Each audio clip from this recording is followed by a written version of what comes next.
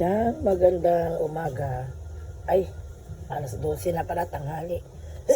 Paus ako. Ako lang po mag-isa ngayon. Ang anak ko pong panganay nasa pasyal kasi birthday niya kahapon. Asawa ko nasa Cavite, magluluto dahil may handaan doon, birthday. Ito po yung ulam ko ngayon. Ako lang mag-isa. Ito ko lang. Tanghali na po ako nagising. Yan, daim yan na may nag-uusok pa oh. May malunggay. Galing pa yung malunggay na sa Marikina, bigay ng kaibigan ko. Ayan tayo natira, ang dami pa. Na lanta na sa rip. Ang anak ko namang babae, andun sa kinakasama niya sa bahay nila.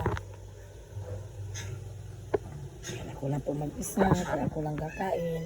At kasama ko yung mga alaga ko, ayun yung mga labahan ko. Maglalaba ako ngayon. Samantalang ko ako lang mag-isa. Dami kong kalat. Linis lahat yan. Thank you for watching.